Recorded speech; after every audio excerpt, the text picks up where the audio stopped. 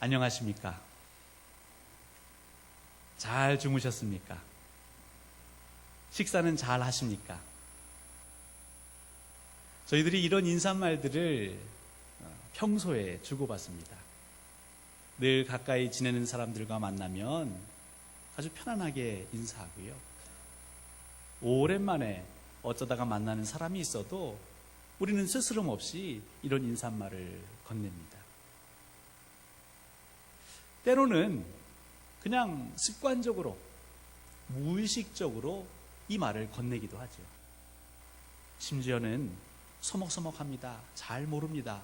뭐라고 말을 건네야 될지, 안부를 물어야 될지 모를 때에도 이런 인사말을 건네곤 합니다.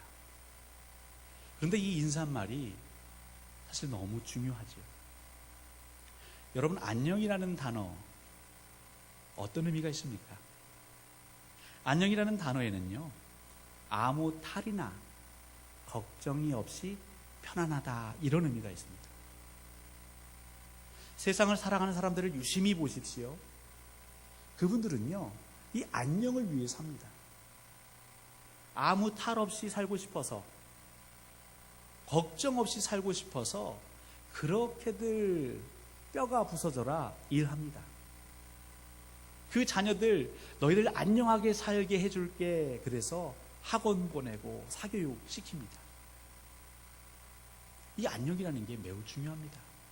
그런데 우리는 이런 인사말을 늘 반복하면서도 사실 이 의미를 떠올리지 못하죠. 그러면 언제 떠올리느냐? 건강하던 몸이 갑자기 아플 때, 집에 있어야 되는데 병실, 병상에 누워있을 때, 늘 아침이면 직장에 나아가, 일터에 나아가 일했던 자가 직장을 잃고 일터를 잃고 무엇을 해서 우리 가족들을 먹여 살릴까? 내 자녀가 갑작스럽게 어려움을 당할 때, 우리는 그때에서야 비로소 이 안녕한 삶이, 평범해 보이지만 이 안녕한 삶이 너무 중요하구나. 여러분, 아침에, 이 주일 아침에 평안하게 일어나셔서 씻고 옷 입고 두 발로 걸어서 이 예배당에 와 예배하시고, 하루 세 끼, 삼시 세끼 정말 소화 잘 시켜 드시면서 땀 흘려 일하다가 밤에 잠자리에 눕는 삶, 여러분, 이게 대단한 삶입니다. 지금 이 순간에도 수많은 병원에서, 중환자실에서, 요양원에서 나도 그렇게 살아봤으면, 불면증에 시달리지 않고 그냥 푹 잠 한번 자봤으면, 엄마가 해준, 아내가 해준 그 맛있는 음식 실컷 먹어봤으면, 무슨 일을 시켜도 내가 다 할 수 있는데 내게 일자리만 좀 줘봤으면. 여러분, 이 안녕이라는 게 보통이 아닌 것입니다. 그래서 우리가 늘 건네는 이 인사말, 습관적으로 통상적으로 하는 인사말은 매우 중요한 것이죠. 우리 그런 의미에서 우리 옆에 계신 분들에게 한번 인사해 보실까요? 밤새 안녕하셨습니까? 편히 주무셨습니까? 식사는 잘 하고 계십니까?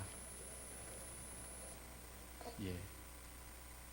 오늘 저희가 읽은 본문은 편지글입니다. 골로새 성도들에게 보낸 편지죠. 특별히 그리스도 안에서 신실하게 살아가는 형제 자매들에게 보내는 편지입니다. 여러분, 신약 성경이 몇 권으로 되어 있는지 다 아시죠? 네, 묻지 않겠습니다. 27권입니다. 그런데 이 27권 중에 편지 형식으로 된, 우린 그걸 서신서라고 하는데, 이 서신서가 22권입니다. 편지에는 양식이 있죠. 서두에 인사말이 있고 안부를 묻고. 그런데 이 22권의 서신서 중에서 17권의 편지에서 반복하는 인사말이 있습니다. 어떤 말이냐면 바로 은혜와 평강이 있기를 원하노라. 은혜와 평강이 너희에게 있을지어다. 제게는 좀 나쁜 습관이 하나 있습니다. 여러분 보시기에는 다 좋아 보이시죠? 네. 나쁜 습관이 있습니다. 그래서 성경을 읽을 때 고쳐야 할 습관이 있는데요. 그건 뭐냐면 성경을 많이 읽고 싶은 거죠. 빨리 읽고 싶은 겁니다. 그러다 보니까 어떤 거는 좀 금방금방 넘어가고 싶은 마음의 유혹이 있지요. 이거 어디서 읽은 것 같은데, 반복되는 것 같은데, 그게 바로 서신서의 앞부분입니다. 인사말입니다. 그렇지, 바울이 쓴 거구나, 안부를 묻는 거구나. 그리고 눈으로 훅 읽고 지나갑니다. 여러분은 그런 경험 없으신가 봅니다. 구약 성경을 읽을 때는 보통 족보 읽을 때 그냥 눈으로 훅 읽고 넘어가죠. 고개를 끄덕이시는 분들은 그런데 유독 제가 광주 동산교회 부임해서 이 골로새서를 읽는 중에 이전처럼 눈으로 훅 읽고 지나가려고 하는데 이 1절과 2절에서 제 마음이 멈추었습니다. 제 눈이 멈추었습니다. 그러면서 하나님께서 꼭 제 마음에 말씀하시는 것 같았습니다. 두렵지? 그렇지, 너는 작은 아이 같지? 은혜와 평강이 너에게 있을지어다. 근데 이것은 저에게만 주시는 말씀이 아니었습니다. 그 어려움 가운데에서도 기도로 지켜냈던 이 교회를 가꾸었던 우리 광주 동산교회 성도님들에게 우리 하나님께서 주시는 말씀이었습니다. 은혜와 평강이 너희에게 있기를 원하노라. 여러분, 오늘 본문은요, 누구에게, 그 편지의 수신자가 누구냐면요, 골로새 교회 성도였고요, 신실한, 그리스도 안에서 신실한 형제 자매들이었습니다. 근데 그리스도 안에서 신실하게 살아가는데 무슨 은혜와 평강이 필요할까요? 하나님은 필요하다고 하십니다. 이것은 단순히 통상적이고 우리가 습관적으로 쓰는 인사말이 아닙니다. 우리가 신앙 고백하는 것 중에 하나가 있지요.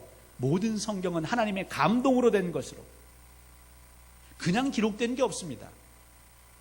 이것이 편지글로 그 당시의 양식이다, 그렇게 해석할 수도 있지만 이 기록된 문자는 하나님께서 의미를 담고 계시지요. 무슨 의미입니까? 신실한 사람들에게, 그리스도 안에서 신실하게 성실하게 흔들리지 않는 믿음으로 살아가는 자들에게는 반드시 뭐가 필요하다? 은혜와 평강이 필요하다. 우리 안에 은혜와 평강이 없으면 그리스도 안에 거할 수도 없고, 은혜와 평강이 없으면 신실하게 살아갈 수도 없고, 은혜와 평강이 없으면 교회의 성도로서 교회를 섬길 수 없다라는 이 말뜻이 담겨 있는 것입니다. 그렇기 때문에 우리 성도들에게 매 순간순간마다 무엇이 필요합니까? 은혜와 평강이 필요한 것입니다. 여러분, 은혜라는 단어를 제가 한번 사전에서 찾아봤습니다. 이 사전적인 의미는 크게 한 두 가지 정도 있더라고요. 사랑으로 베풀어주는 신세나 혜택, 이것을 은혜라고 하고요. 또 다른 것으로는 인류에 대한 신의 사랑, 이런 사전적인 의미가 있습니다. 그러면 성경적으로는 도대체 은혜가 어떤 의미일까요? 로마서 3장 23절부터 24절입니다. 모든 사람이 죄를 범하였음에 하나님이 영광에 이르지 못하더니 그리스도 예수 안에 있는 성령으로 말미암아 하나님의 은혜로 값없이 의롭다 하심을 얻은 자 되었느니라. 여러분, 은혜는 하나님의 영광에 닿을 수 있는 통로입니다. 여러분, 은혜는 예수 그리스도 안에서 우리의 그 붉은 죄, 진홍 같은 죄가 양털처럼 휘어질 수 있는 속량의 통로입니다. 여러분, 은혜는 정말 하나님께로 갈 수 있는 길로 우리를 안내해 주는 것이죠. 은혜 없이는 살 수 없는 것입니다. 에베소서 2장 8절부터 9절 말씀입니다. 너희는 그 은혜에 의하여 믿음으로 말미암아 구원을 받았으니 이것은 너희에게서 난 것이 아니요 하나님의 선물이라. 행위에서 난 것이 아니니 이는 누구든지 자랑하지 못하게 함이라. 우리가 믿는 것, 하나님 은혜 주시기에 믿을 수 있는 것이죠. 우리가 구원받은 자로 거듭난 것, 이 역시도 하나님의 은혜가 있기 때문에 우리가 구원받을 수 있었습니다. 결국 이 은혜는 값없이 거저 주시는 하나님의 선물입니다. 그래서 이 은혜라는 단어 자체는요, 하나님과 연결되어 있고 하나님의 은혜와 하나님의 선물과 구원과 그 믿음과 우리 삶의 충만함에 연결되어 있는 것이죠. 그래서 너희에게 은혜가 있을지어다, 이 말에는 무슨 의미가 담겨져 있습니까? 사랑하는 형제 자매들아, 하나님의 선물을 받아라. 하나님의 선물을 간직해라. 너희들의 마음 문을 열어서 하나님께서 그리스도 예수를 통하여 속량하신 그 은혜를, 그 선물을 거저 받아라. 너희들은 구원받은 자이니 구원에 합당한 자로 살아라. 여러분, 은혜는 그런 것입니다. 우리 성도님들이 어떤 설교를 들으시거나 예배를 마치시고 성도들 사이에서 혹은 목회자와 인사하는 중에 이런 표현들 하십니다. 은혜 받았습니다. 여러분, 단순히 은혜 받았습니다 이 표현은 그냥 좋았습니다, 괜찮았습니다, 그게 아니죠. 여러분들 어떤 감격과 결단으로 고백하시는 겁니까? 목사님, 주신 말씀대로 살겠습니다. 하나님께서 거저 주셨으니 저도 거저 주겠습니다. 구원받은 자로 살겠습니다. 하나님의 영광을 위해 살겠습니다. 여러분, 그것이 은혜 받은 자의 삶입니다.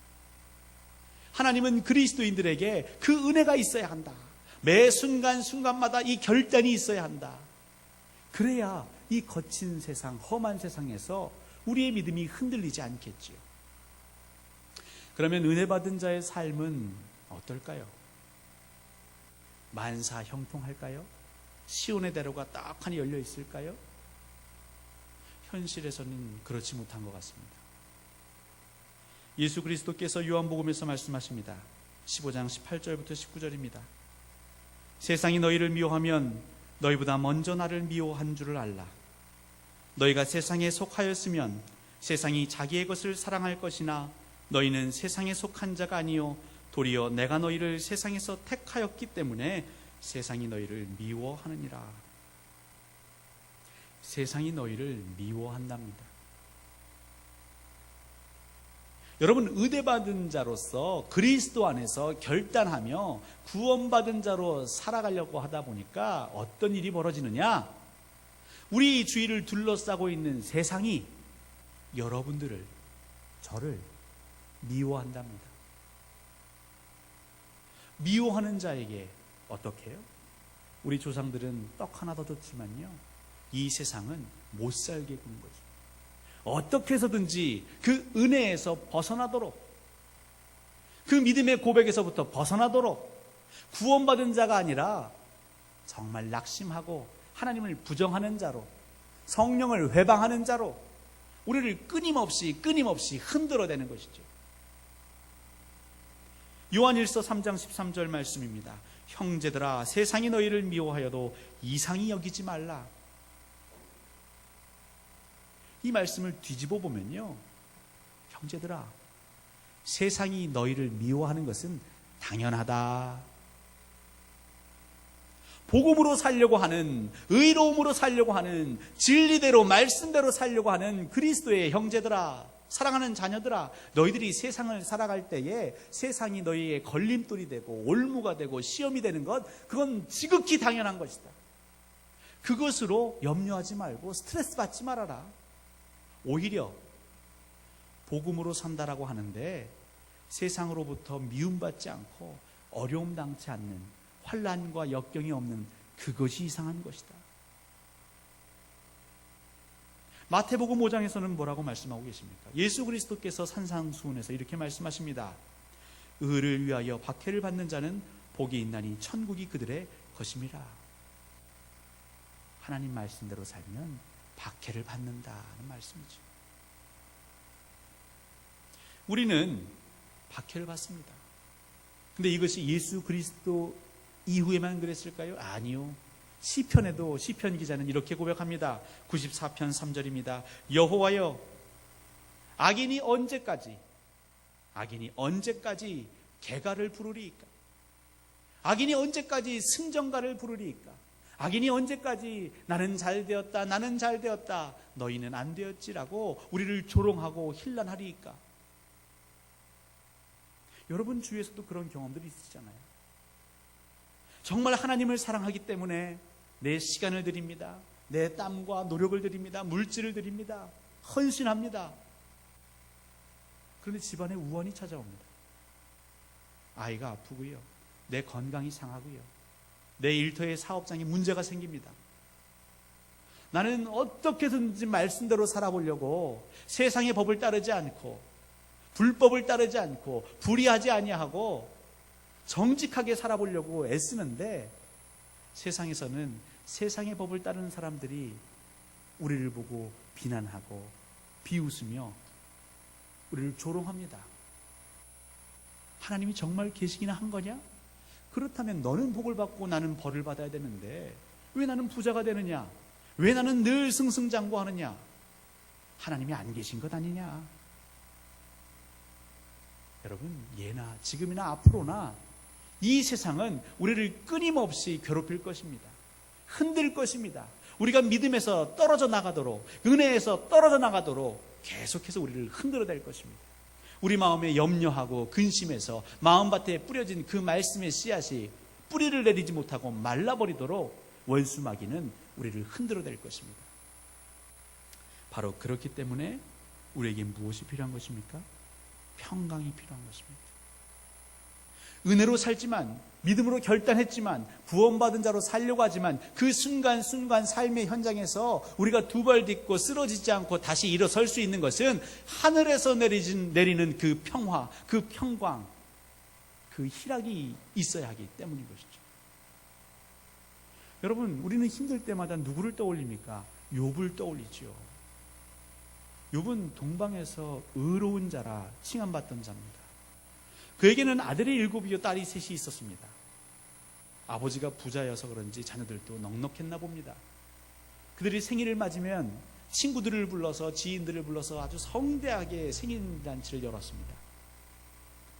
아마 생일잔치에는 먹을 것도 있고 음악도 있고 글쎄요, 포도주도 있었을까요? 그렇게 생일잔치가 다 끝나면 이 아버지 욥은 어떻게 했습니까? 그 생일 맞았던 아들을, 딸을 하나하나 집으로 부릅니다. 그리고 하나님께 예배합니다. 하나님께 제사드립니다. 번제드립니다. 하나님, 혹여라도 이 사랑하는 아들이, 이 딸이 부지불식간에 하나님 보시기에 부정한 행위를 했다면, 죄를 범했다면 하나님 용서해 주십시오. 자기 자신의 죄뿐만 아니라 그 자녀들의 그 일거수일투족 그 삶의 매 순간순간마다 의로움으로 살 수 있도록 정말 몸부림쳤던 것이 욥입니다. 그런데 욥이 어떻게 되었습니까? 그 은혜로 살려고 했던, 믿음의 결단으로 살려고 했던, 구원받은 자로 살려고 했던 그 욥이 어떻게 됐습니까? 하루아침에 그 자녀들이 다 세상을 떠납니다. 하루아침에 그가 모아놨던 모든 재산들이 바람과 같이 사라집니다. 건강했던 그가 질병으로 신음하게 되었습니다. 그런 그에게 하나님은 평강을 주십니다. 오늘 저희가 부른 찬송가 413장, 이 찬양에 대해서 혹시 아시는지 모르겠습니다. 이 찬양은 호레이쇼 스패포드라는 그 뉴욕 태생의 부유한 변호사가 작사한 곡입니다. 이 스패포드는 어떤 사람이었는가? 1800년대 후반을 살았던 훌륭한 변호사였고 돈을 참 많이 벌었습니다. 그는 단순히 돈만 버는 성공에만 매달린 변호사가 아니었습니다. 그 당시 정말 전 세계를 누비며 다녔던 무디 목사님, 그 무디 전도단이 있었는데요. 그 무디 전도단의 든든한 재정 후원자이기도 했습니다. 어느 날 스패포드가 생각합니다. 내게 이런 많은 물질이 있는데 언젠가는 은퇴를 해야 할 것이고 그럼 편안하게 노후를 내 가족들과 또 앞으로의 이 사역을 위해서 이것을 투자를 해야겠다. 그래서 어디에 투자를 하냐면 시카고에 보면 미시간 호가 있죠. 그 호수 옆에 별장, 그런 주택을 짓는 데다가 투자를 합니다. 그래서 그의 모은 많은 돈들을 투자해서 거기에 이제 건물을 짓습니다. 그런데 웬일입니까? 1871년도에 시카고에 대화재가 났습니다. 10만 명이 넘는 이재민이 발생했고 300명이 넘는 사람들이 죽었던 화재입니다. 근데 이 화재 때 그가 전 재산을 투자했던 그 건물들이 다 잿더미가 돼버린 것이죠. 그리고 사실 이 사건이 있기 1년 전에 그의 4살 박이 아들이 병으로 먼저 세상을 떠납니다. 여러분 같으면 괜찮으시겠습니까? 성실하게 일했습니다. 주일이면 예배드리기를 쉬지 않았습니다. 그것도 부족해서 무디 전도단의 든든한 재정 후원자로 하나님께 예물을 늘 바쳤습니다. 그런데 하나님 아들을 먼저 데려가시고 그가 평생 모았던 재물을 한순간에 다 가져가 버리셨습니다. 힘들었겠지요. 아무리 믿음의 사람이어도 괴로웠을 것입니다. 그렇게 의사를 찾아가서 상담합니다. 의사가 얘기하기를 지금 일하는 것보다는 잠시 쉼을 갖는 게 좋을 것 같습니다. 아내와 가족들과 함께 좀 쉼을 가지십시오. 아내와 상의하고 이 스패포드는 그래, 그럼 우리 가족 모두 좀 유럽으로 여행을 가자. 내가 살던 자리를 좀 벗어나서 좋은 것들 좀 보고 마음의 평안도 얻고 그리고 돌아오자. 근데 그때 마침 무디 목사님이 영국에서 집회가 열릴 예정이었습니다. 그러니까 이참에 유럽도 가고 그 집회도 참석해서 다시금 믿음을, 신앙을 회복하자. 그래서 모든 준비를 다 마쳤습니다. 이제 항구에 나아가서 배에 타려고 하는데 갑자기 스패포드에게 급한 일이 생긴 거죠. 지금 당장 처리해야 할 일이 생겨서 그의 아내 안나와 4딸만 먼저 그 배에 올려 태워보냅니다. 그렇게 대서양을 항해하던 배가 딱 일주일 만에 모든 승객이 잠들었던 새벽 2시 즈음에 영국의 범선과 충돌합니다. 그 승객들은 아비규환이었겠죠. 이 안나도 그 4딸을 다 데리고 갑판 위에 올라가려고 구조를 받아야 되니까요. 근데 올라가지 못했습니다. 난리통에 기절을 했습니다. 배는 점점 가라앉기 시작했습니다. 그래도 그 범선의 선원들이 최선을 다해서 그 승객들을 구조해 나갑니다. 313명의 승객이 탄 배에서 87명만 구조가 됩니다. 이 미국 본토에 남아있던 스패포드가 이 사고 소식을 듣고 얼마나 초조했겠습니까? 내 아내는, 내 4딸들은 어떻게 되었을까? 그런 그에게 전보 한 장이 날라오지요. 짧은 문장입니다. Saved alone. 혼자 살아남았어. 그 아내에게 온 전보였습니다. 그 4딸은 11살, 9살, 5살, 2살 된 4딸은 그 깊은 대서양에 차디찬 그 바닷속에 잠겨버린 것이죠. 진짜 스패포드는 하늘이 무너지는 것 같았습니다. 너무 괴로웠고 고통스러웠습니다. 하지만 나보다 더 힘들 그 아내를 생각해서 힘든 마음을 다잡고 그 유럽 행배에 올라타지요. 하루하루가 괴롭습니다. 그렇게 가는 중에 그 배의 선장이 얘기를 합니다. 여러분, 바로 이 지점입니다.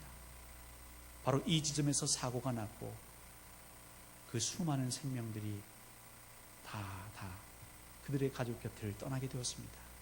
그렇게 갑판 위에서 그 바다를 바라보는데요, 스패포드는 너무 괴로운 것이죠. 내 피 같은 딸들이 그렇게 비명 지르며 그 차디찬 물속에 잠겼을 걸 생각하니까 가슴이 찢어지는 겁니다. 살 수가 없는 것입니다. 그러면서 하나님을 향해 원망하는 것이죠. 하나님 살아계신 겁니까? 하나님 그토록 충성하였는데 내 아들 먼저 데려가시더니 내 재산 다 가져가시더니 이제 남은 그 4딸마저 가져가십니까? 하나님 그러실 수 있는 것입니까? 하나님 어떻게 그러실 수 있습니까? 그는 밤새도록 그렇게 하나님 앞에서 부르짖고 소리 지르고 그렇게 밤을 보냅니다. 지친 몸을 이끌고 그의 선실에서 누워있는데 아침이 되었습니다. 그 선실의 창가 사이로 아침 햇살이 비치는데요, 그에게 이런 말씀이 계속 떠오릅니다. 너는 달려가서 그를 맞아 이르기를 너는 평안하냐? 내 남편이 평안하냐? 아이가 평안하냐 하라 하였더니 여인이 대답하되 평안하다. 이것은 엘리사와 수냄 여인, 특별히 엘리사가 그의 사관에게 시켜서 그 수냄 여인에게 안부를 묻는 장면입니다. 하나님, 제 아내 평안하지 않습니다. 하나님, 제 아이들 평안하지 않습니다. 하나님, 저요 평안하지 않습니다. 그런데 평안하냐고요? 대답하라고요? 근데 그 순간에, 바로 그 순간에 평강의 왕이신 주 예수 그리스도가 그 마음에 임재합니다. 그 하룻밤 만에 그는 너무 괴로웠던 그 마음을 하나님께서 치유해 주시는 것을 경험합니다. 그리고 다시금 그 대서양을 바라보면서 그 평강의 왕이신 하나님을 찬양하고 노래합니다. 그렇게 펜을 들어 써내려간 가사가 우리가 불렀던 413장입니다. 내 평생에 가는 길 순탄하여 늘 잔잔한 강 같든지 큰 풍파로 무섭고 어렵든지 나의 영혼은 늘 편하다. 내 영혼 평안해. 내 영혼 평안해. 여러분 평안하실 수 있으시겠습니까? 우리는 그렇게 할 수 없지요. 우리 주 예수 그리스도가 우리에게 오셔야만이 우리는 평강을 노래할 수 있습니다. 스페포드는 이제 그 자신이 서신서가 됩니다. 그 자신이 그리스도의 편지가 됩니다. 고린도후서 3장 3절 말씀입니다. 너희는 우리로 말미암아 나타난 그리스도의 편지니. 너희는 그리스도의 편지니. 스페포드는 그리스도의 편지로 살아갑니다. 너무나 힘들고 괴롭고 은혜 받은 자로서 믿음으로 구원을 위해 달려갔지만 그 고통 가운데서도 평강 주시는 그 하나님을 전하기 시작합니다. 그 하나님께서 여러분을 초대하십니다. 구원받은 자로, 구원의 확신이 있는 자로 이 세상 살아가다가 수많은 환난 가운데서도 낙심하지 아니하고 다시금 예배의 자리로 오신 여러분을 초대하십니다. 하나님은 여러분이 그리스도의 편지가 되기를 원하십니다. 여러분 주위에서 힘들어하고 낙심하는 자들에게 찾아가서 복음을 전해주시는 그리스도의 평강을 흘려보내는 주의 축복의 통로가 되기를 원하십니다. 하나님께서 여러분들에게 은혜와 평강을 더할 것입니다. 사랑하는 광주 동산교회에 하나님이 은혜와 평강이 차고 넘치도록 충만하게 부어주실 것입니다. 여러분의 삶의 자리에 그 은혜와 평강이 흘러가시기를 주님의 이름으로 간절히 소원합니다. 기도하겠습니다.